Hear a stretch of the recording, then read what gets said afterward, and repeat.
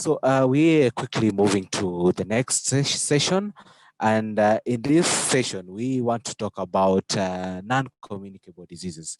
And as we all know that this line of diseases is currently, the burden is increasing.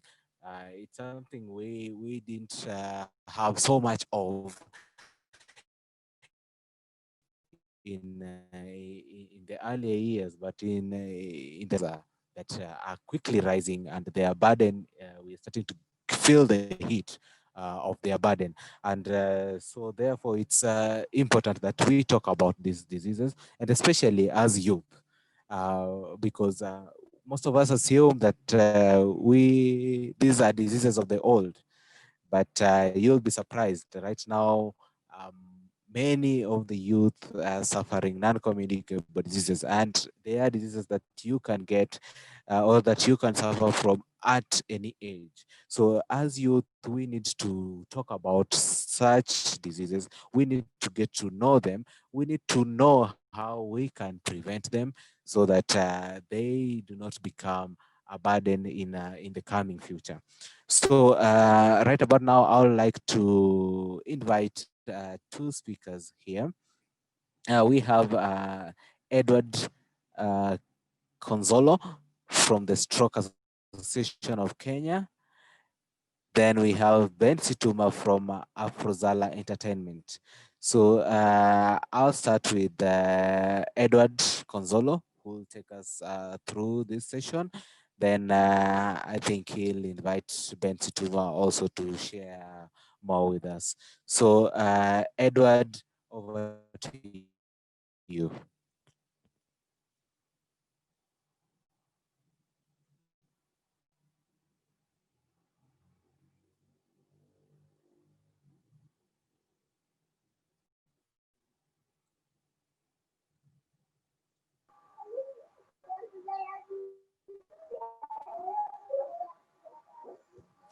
Edward, you're now unmuted. You can go ahead.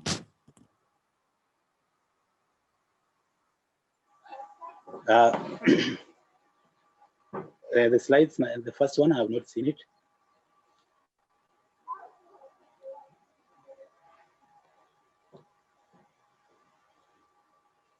The way you will, can you hear me? Okay, yes. Yes, we can hear you. Okay, fine. My name is Edward Konzolo from Stroke Association of Kenya. Stroke Association of Kenya being one of the components or the diseases, the 24 diseases that, I mean, one of the many diseases that form NCDAC. So for the first time, first of all, I will ask for indulgence, because when I was hit with this disease, I lost my speech, but I thank God that the speech has come back slowly by slowly. So by the way, I'm a teacher by profession, but because I lost, because of this disease, I was told to go home and wait until when I'll be well, and then I can go back. So for now, it's now 7 years old. I'm yet to become better to resume my teaching job. And this disease called stroke it affects both the youth and the old. So it is a disease that is cutting across all the ages. So I'll talk about both of them as we go along. So we came out in the year 2015 to form this kind, to form an organization which can be able to talk for the people who are who do not have a voice, and also to encourage them to come out in order to let the young ones, people who are young ones who are sick, to come out in the open in order for the government and also the people to notice that they exist. So in the year 2015, we registered it, and it became existent. And we came up with a vision to be able to be a lead organization in ensuring access to quality life of, for stroke survivors and their families. We came to understand this thing because most of the people, the moment they are gotten up with this stroke, they become bedridden, they become useless. That is in quotes. People believe that they have nothing to do. So we decided to have this association in order to assist them. And we had one mission to implement programs directed at comprehensive intervention through soft skills, rehabilitation, and reintegration in the society for stroke survivors and their families. So we bring in education, we bring in rehabilitation of the people, and so on. And then I feel it's necessary to tell you something about the causes of this stroke. The stroke is caused majorly by hypertension, cholesterol. If you have a lot of cholesterol in your veins, and then it will lead to blockage.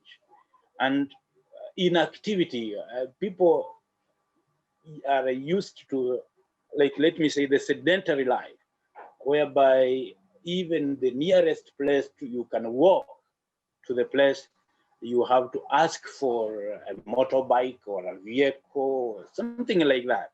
And that one leads to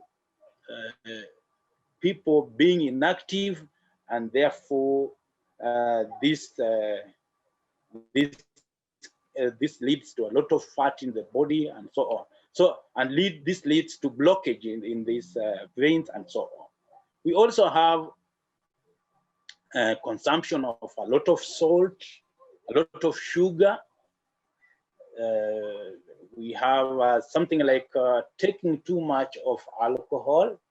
If you are fond of taking too much, then you will be the next candidate. I'm saying, I'm looking at, you become a prospective candidate of this particular disease.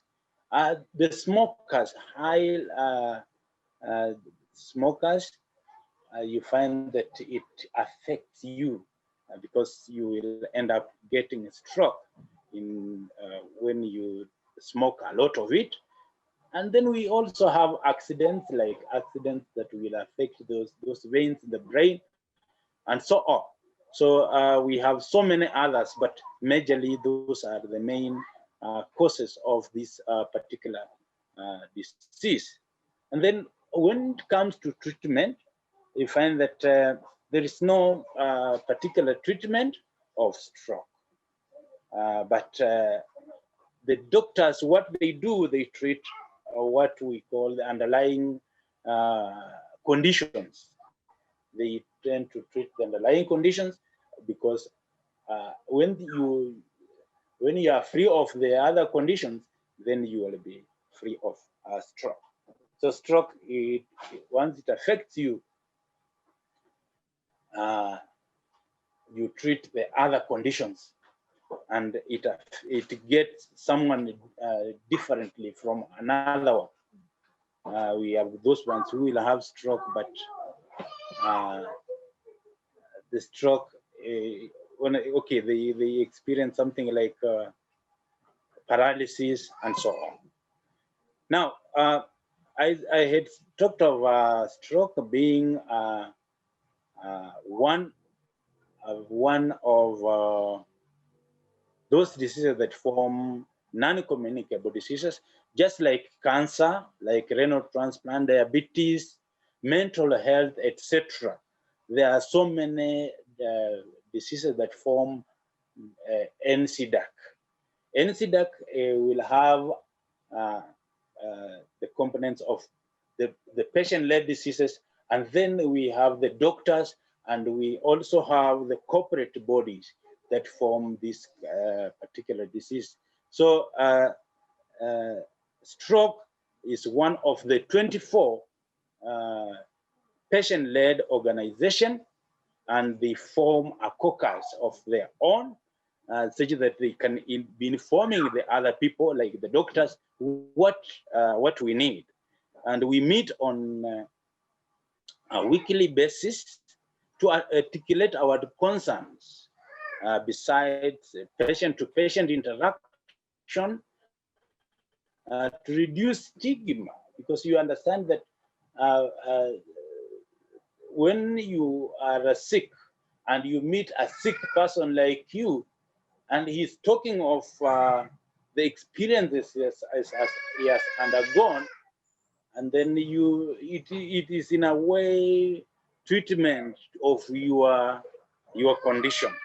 It helps us create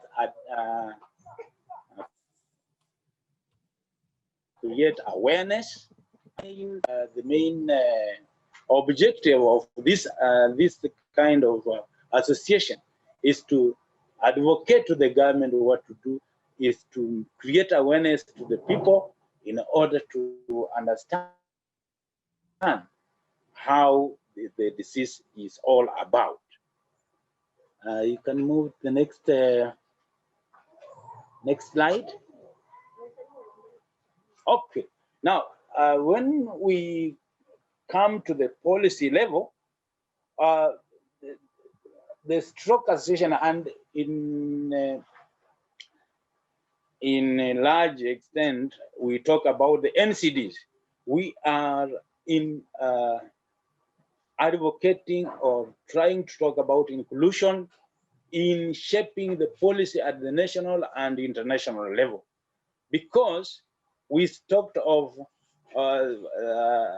my past speaker talked of nothing is for us without us. Now, when you leave people at the national level or international level to sit down and write a policy for you, and then it means that you are not with them, and therefore it does not come out to be yours. For example, we talk about globally. We had the United Nations high-level meetings. Because of our being in NCD, we were able to represent our country, and we talked about the NCDs, how they are affecting our people. So you find that when it is very much okay for the global level. National level, we were invited to go to Naivasha to chat, working or to make the strategy plan for NCDs, and it is in the process. It's in the progress. We know that it will have to come up very nicely. So that is the inclusion shape of it. Then we look at sustainable development. Here we are talking of, especially we look at the SDG number 3 on health. You see, when they say that everybody is entitled to health, even a young child who is born and is suffering from stroke, is suffering from a given a non-communicable disease like a diabetes, like what, is entitled to treatment, and will be entitled to policies which encourage health. We also look at policies to do with agriculture. These sick people or rather, I don't know whether to call them sick or not, but they are entitled to to agricultural produce. They need to eat well. They need to eat balanced diet, and so on. So we expect them to be well articulated in that, and so on. So the other slide. Okay. Now, best practices. If we want to look at this, let me talk about stroke. And we are referring to the people of stroke. You see, once someone has suffered from stroke, is considered useless, is considered a person who is valueless, and so on. So we are trying to look for a way to encourage these people to do something, what they can, in order to get some money in their pockets, in order to avoid being beggars from time to time asking for assistance. So we empower these people in poultry keeping. For example, we have some people like people in Nairobi. We try to tell them that given that Nairobi has no space, but that small space you have within your home, within the house, within the household, you can give them some chicken, which can help you get the little money that you need to buy the medicine and so on. So we have like that project in Nairobi. We have that project in Kisii and in Kajiado, and from the cell of the bird, from the cell of the egg, these people are able to get some income of which they can use it instead of asking for handouts. Some we also have started some small businesses in some counties, for example, in Vihiga and in Nairobi, in Taita Taveta there, we have those ones who do some small businesses in order to show people that when you are suffering from stroke or non-communicable disease, it's not that you are unable completely. There is something you can do. We also encourage them to do merry-go-rounds. Merry-go-rounds, people collect some money, some small monies here, and then they give to someone from that group, and so on. So that way, they end up getting, they get empowered. And this empowerment, so long as the people see that you have the money, they can help you to get some more money. For example, we get money from the National Council for people with disabilities. They have that money which can assist these people. And we tell them, please, can you register with the disability in order to get these funds. We also get funds from corporate world. We tend to talk to people, and the corporate world are there to help people, and also to, of course, they help after seeing what you have in hand. Okay, then the other slide.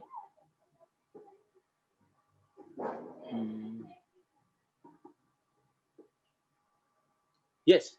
Now, the next steps that are needed, our support, is we may ask for some support on finances in order to reach most of the area. I've talked of stroke. Stroke is a national association. It covers the whole of the country, but we are only able to reach 10 counties. You can imagine 10 counties from the 47 counties. So to get the money to reach those areas has become a problem, but we thank those companies that have assisted us, including National Council for People with Disabilities, which is enabling us to move from one county to another. So that one has remained a big problem. Another one is collaboration with other stakeholders. We look at stroke association, a diabetes association. We tend to talk to diabetes, whether they have some kind of assistance. If, for example, we are going to talk of people rearing chicken, we have to reach there and make sure that those people, their blood pressure is down, is not going beyond blood sugars and so on. So how do we bring in these people? We bring in the diabetes people who will come to help us with the screening and so on, in order to stop, or rather to minimize the rate of increase. So collaboration is very, very much important, and the corporate bodies are also very much important here. Then we collaborate with the Ministry of Health, Agriculture and Education. We see, we tend to talk to ministry, and when there is finance, they help us to go out and they help us to reach these people on the ground. So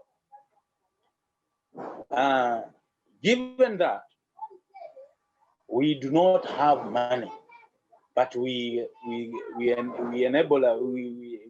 able to reach these young people from the villages, from down there on the ground, from the assistance we get from the ministry, and also from ourselves. So I think because of time, I'll stop there and ask for if there is any other question, any questions, I will be able to handle them. Thank you. Thank you so much, Edward. And we really appreciate the good work you're doing, and trying to spread this message across the world, and trying to be helpful to those who've suffered stroke. So I'll ask if there are any questions. Let's quickly put them on the chat, or we can you can also raise your hand and we unmute you so that you're able to verbally raise your question.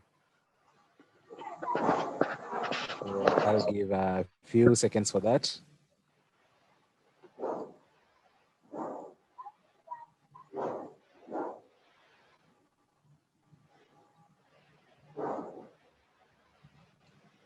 Okay, seems like we have no question.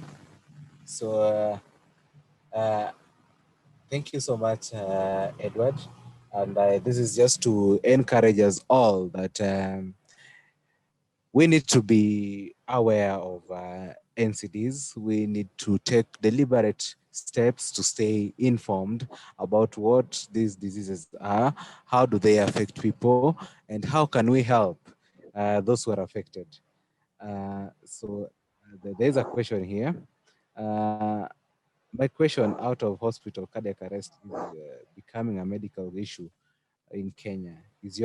What is your organization doing about it? Edward, there's a question here. Are you guys doing anything on cardiac arrests, or so to say heart attacks?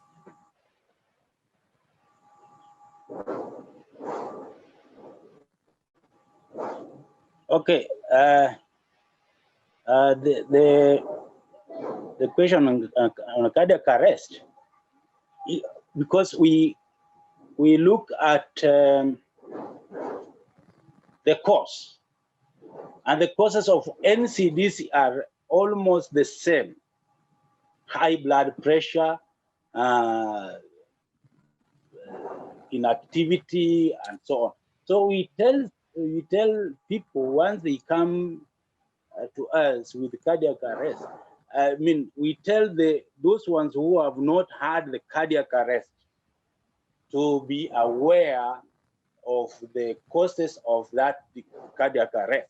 But those ones who have already the cardiac arrest, we refer them to the nearest health facility to get treatment.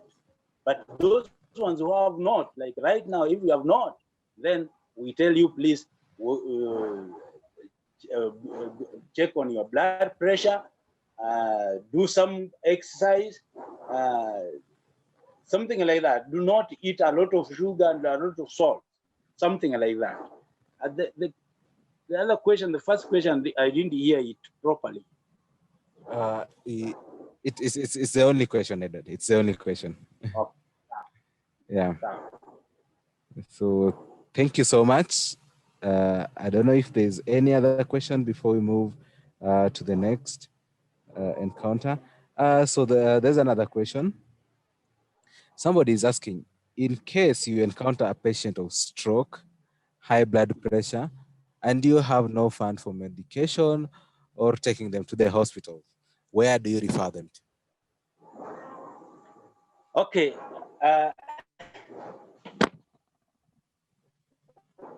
On a case of stroke, for example, if you've got a sick person, I tell you that when you react very fast to a patient who is suffering from stroke, like you take 3 hours before, I mean, if you attend to him within 3 hours, then that person will get normal and so on. But first of all, just give that person an aspirin, that tablet called aspirin. And then after that, you can now rush him to hospital. Aspirin will do a great, a lot of damage in the brain, and therefore it's a good first aid.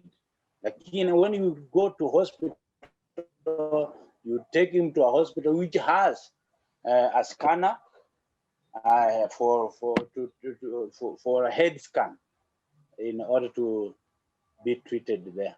Thank you. Thank you so much, Edward. And I think also based on that, we need to be alive to certain emergency contacts, so that when any of us or close relatives, friends are in a situation of dire need of help, we have emergency contacts of ambulances or hospitals that they can be rushed to. Yeah.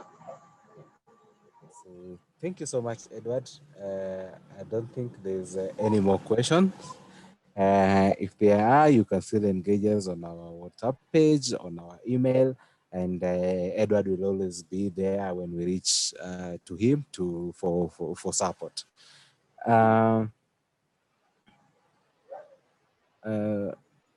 Sharon is still asking, Edward. Yes. If you are in a community setup where you don't have hospitals around, or assuming the hospital is quite far away, what do you do? There's something you mentioned, maybe if I help answer that question, on people learning the basic first aid skills. So, things like stroke or sudden rise of high blood pressures, fainting, and all that.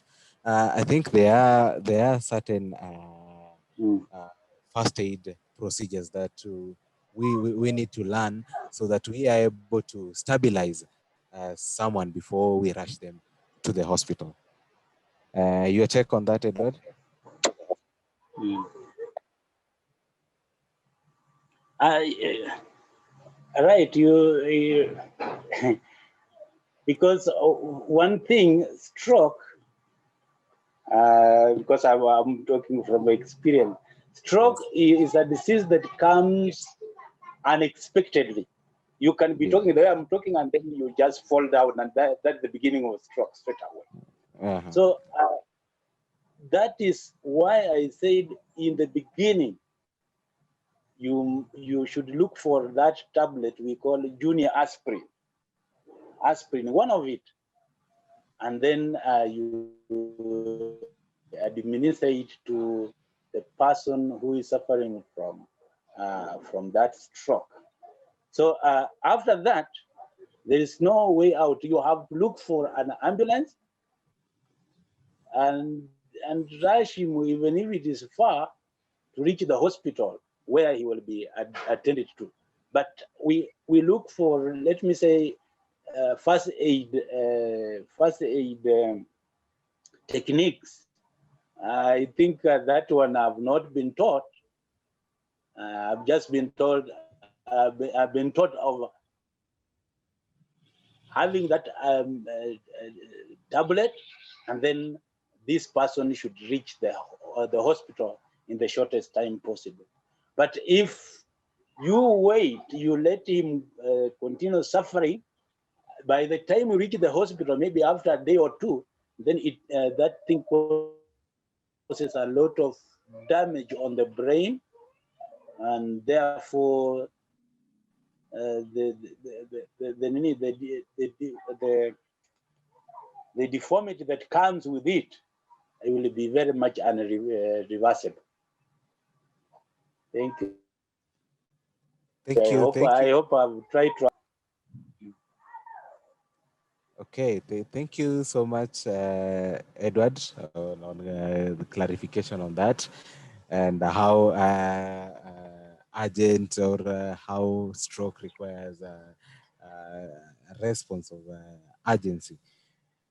So I think when it comes to stroke, that is quite clear. When it comes to other forms of non-communicable diseases, they present differently. So we need to learn as a people how to respond to them based on how they present. Amolo says here that he's specialized in emergency medicine. He practices out of hospital and well conversant with managing medical trauma emergencies out of hospital.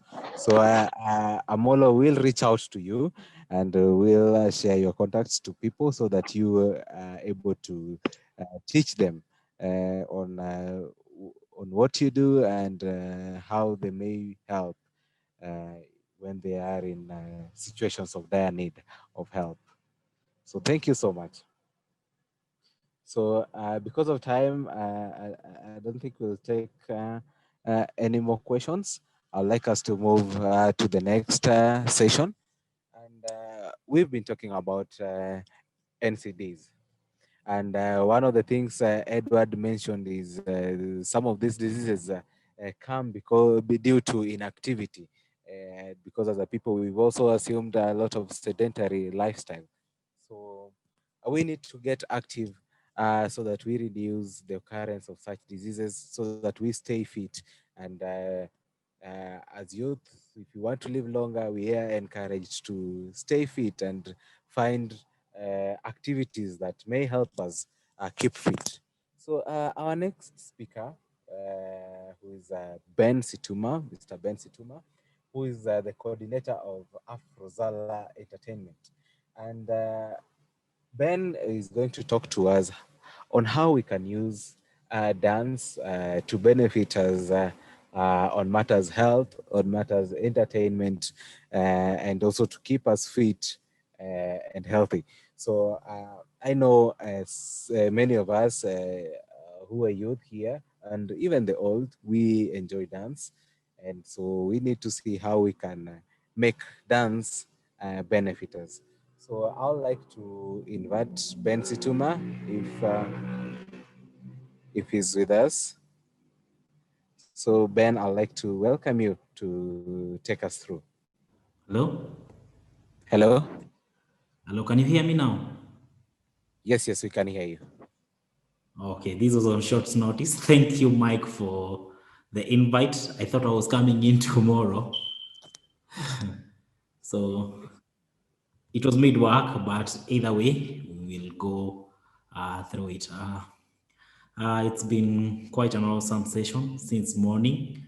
Although I've been up and down trying to juggle between work and this session, so I've been listening as much as as I've not been talking, but it's been quite a good session. So, as Mike had alluded, I'm Ben Situma, the founder of Afrozala Entertainment. We are basically a dance-based organization where we basically do dance as a form of fitness, networking, among other benefits. But personally, I've danced for the last 9 years, mainly Latin dances, that is salsa, bachata, kizomba, yeah, and a bit of Afro dancer. Mm, I had the privilege of learning it in the university. I didn't go to school just to study, but to also develop my co-curricular activities. And I can say it's been uh, quite a nice journey. So that is it about Afrozala. So onto my first, what are some of the best practices should be adopted and emulated to just embrace dance? So first of all, I can say dance and fitness. Uh, there's no way of uh, removing the two, either using dance solo and fitness solo, because dance is a form of activity, and it can be used as a physical activity. And as most of the speakers have alluded, you need to engage in some form of activity, whether it's running, whether it's gym, whether it's dancing, whether it's soccer. There are so many, and that is one of the benefits of dance. It helps you keep fit. And apart from that, our dance is more or less like it's usually held among same group or same class of people who maybe like the Latin dances, or people who enjoy seeing people dance, and we also welcome other people. So it helps us to also network and build our networks with people from all walks of life, both dancers and non-dancers and people from other professionals. So uh, personally, I would recommend dance and arts in general be given a fair share of importance like other career, just the same way we respect lawyers, we respect accountants, we respect doctors, and there are so many we've heard from today.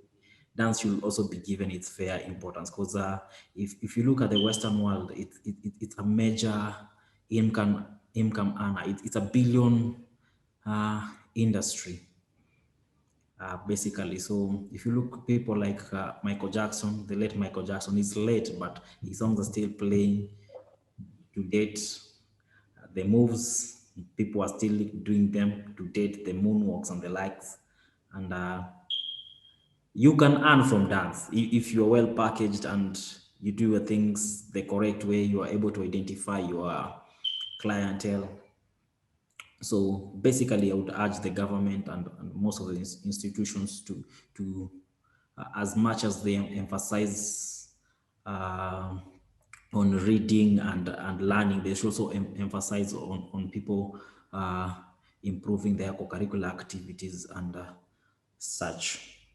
Um, so some of the policies that can be adopted to maybe uh, help individuals, and in this case I will go with the children basically, because from a young age we tend to engage in lots of activities, be it soccer, be it uh, athletics, be it swimming, be it dance, the one I'm speaking about. And in most cases, the parents do not pay so much attention into this area like they do on education. So thank God we now have the new curriculum-based system in Kenya right now, which is slightly trying. I hope it works to lay some emphasis on arts and skills, so that they go hand in hand with education. So it will be very good if parents, both parents, teachers, and the society in general help the children in developing these skills, which does help them to be an all-round person. Like, if I can give an example, personally, I was a very shy person. I could not easily interact with people from the opposite gender. But through dance, because our dance is a couple dance, nowadays I can easily converse with the ladies, which was quite a challenge back then, because once you're taught the dance, you're taught your moves as the guy, you're taught your moves as the lady, then you come into the coupling, you are required as a man to request a lady for a dance. And some of these things, you do them randomly. You've gone to a place and there are so many people that you've never seen, that you've never known, and you are required as a gentleman to request, first of all, say hi, request the lady for a dance. Then once you finish, you're supposed to thank her. So in a way, it helps you build confidence apart from the social network. So uh, all of us as a community, the government, the parents, and the teachers should try and maybe emphasize more on this area, and even create time, which some of the parents basically, and some of the guardians do it. They have time with their kids. They go swimming with their kids. They take their kids to the dance classes. They take their kids to the academies. And some of these things are free within our locality. We have beaches. We have schools that have employed instructors to offer these kind of programs. So that is my recommendation. So nature of support that we will need through our work, basically I can say for the people who are doing dance as a career, they should be treated seriously, because there are people who have nothing else to do apart from dance. It's dance that pays their bills. They teach in schools, they do performances in corporate and private events.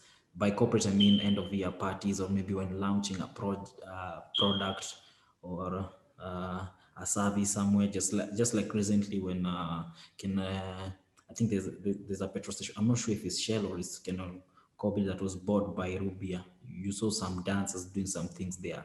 That is a job, just like any other. Just like the same way as a doctor, you report to the hospital. These guys report to the gym or to the social hall to practice on daily basis, looking forward to the event. So for these even instructors, um, that is where they earn their living. So I would emphasize on them being paid well. Sometimes you are told to come and maybe do a gig, or you are told to come and do a crowd engagement, and you're only given something like bus fare. That is an insult, because you've not only invested time, invested money, and you've also it has also taken you years to develop that skill, to do it that good. Someone says, I can't pay you 50K for 5 minutes, for 5 minutes thing, but they don't know it has taken years to develop that skill. So basically, uh, the people who give out these platforms, we appreciate the platforms, but we also ask you to pay the dancers well, because that is what pays their bills. To the dancers, I first of all, and the fitness instructors, first of all, I want to congratulate you for being consistent and the far you've come despite the challenges.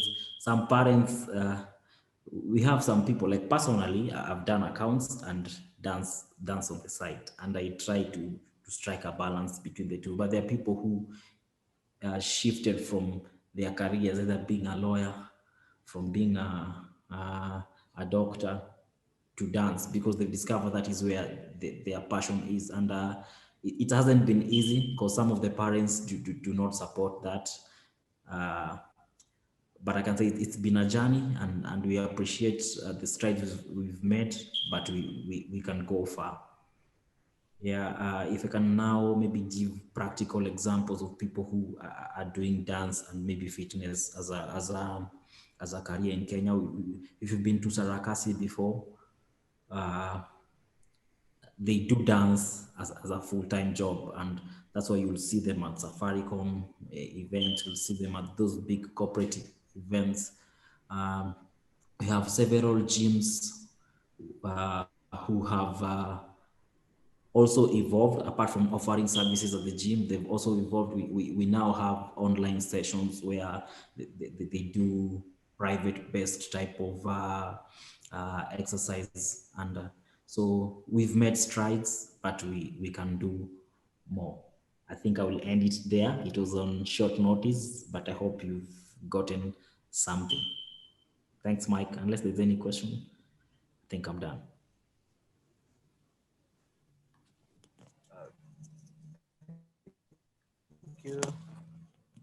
Thank you so much, Ben. There are a few questions here. Somebody's asking, which hall do you dance? And are you supporting youth and other people? Yeah, basically we do. Like currently, I teach in my local church. That is for the kids. I teach in my local church for the kids. Whenever they have events, like right now, they're preparing for Christmas. As we are going for Christmas, they're preparing something like a small presentation towards that. So that is personally me as Ben, but we practice at Kasarani area on Thika Road every Saturday. So if you maybe like to join us or get more information, you can hit me up on. I will share my number, or you can call Davey. Apart from that, we also do performances for weddings and private events, as well as corporate events. And there are a few that we posted on our online platform. So you can maybe head over to YouTube or Facebook. You'll see a few of them. That is Afrozala Entertainment. Yeah. On the youth, basically, we once in a while, it's Corona, which has kind of challenged us, but once in a while we do workshops at universities. We've done one at Kenyatta University. We've also done one at Moi University in collaboration with other leaders in the salsa industries, the pioneers, my pioneers, basically.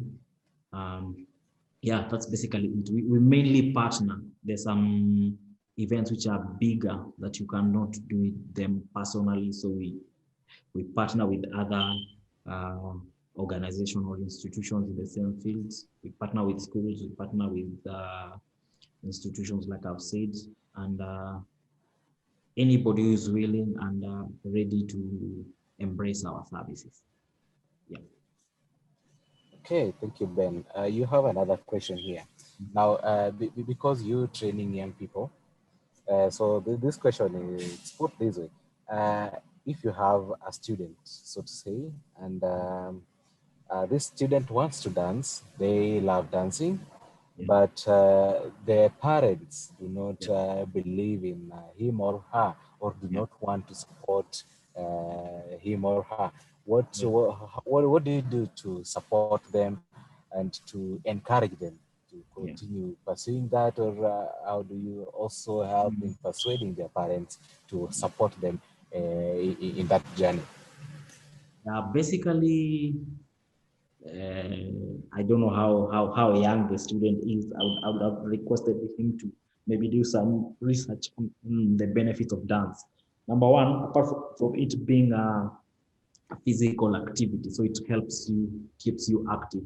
Number two, it helps to engage your mind, and it helps to engage your mind and uh, um, helps you, keeps you more sharp even in other activities that you do. Number two, it's especially for the young people, it helps you to avoid engaging in immoral activities. Like, you know, there's a lot of peer influence uh, among the young people. There are those who are involved in robbing, there are those who are involved in taking of drugs, there are those who are involved in uh, immoral sexual behavior. So this can be used as an escape route from such kind of vices. It can also be used as a networking platform for you to, as you know, as human beings, we are social beings, and we also need to feed your social needs. So you need to interact with other people, and dance can be used as a good channel to improve on this area. So he can maybe do, he or she, I don't know if it's a he or a she can maybe do some research on the benefit of dance and maybe share out to the parents. But if not possible, I'll be willing to assist with a few tips here and there on how to go about it. But I will tell him or her not to tire, to keep on doing what he or she loves, because they say your talent will make you sit before kings. And they didn't say, it's not like disregarding education. They didn't say education, but they say your talents. And dance could be one of them. Okay, thank you so much, Ben. Uh, and thank you for highlighting why dance is very important, and especially for keeping fit, staying healthy, for building confidence, because confidence is self-esteem is something that is really affecting the youth right now. So if Yeah. they can Just use before I forget, platforms. I also forgot to say dance could be an extra source of income. For your Yeah, information, yeah, yeah, I do yeah. have, it's corona kidogo tuchanganya kidogo na effect, but I do have private classes where I teach salsa to private students, whether in a gym or in their homes. There are people who do group classes. Uh, Sometimes you choreograph a dance for a couple together with their bridesmaids in their wedding. Sometimes you do a choreography for employees. Sometimes you do a performance for at an end of the year party. So it could be an extra source of income. And who knows, I could shift from being an accountant to being a full-time dancer. So dance could be an extra source of income. Those of you who sing in the bathroom, keep singing. You never know. Thanks, Mike. Thank thank you, Ben, for highlighting that. Pleasure's Yeah, mine. it's very important because these activities that you do as a co-curricular or you do for fun, they may be very good sources of income, and you may even transition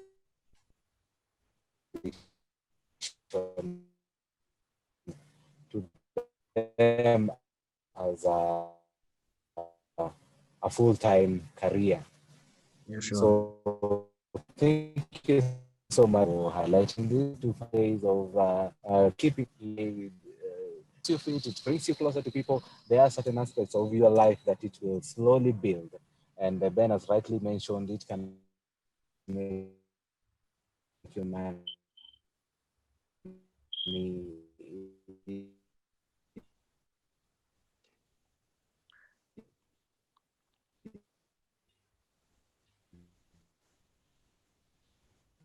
I'm sorry, it seems I lost you, Mike.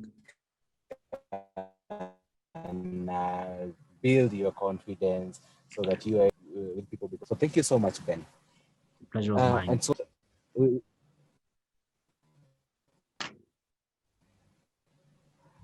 okay,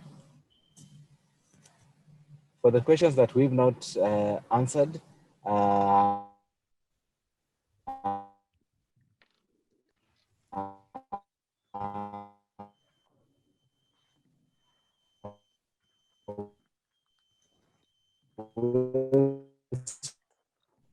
share the contacts of all the speakers so that you can reach out to them so that they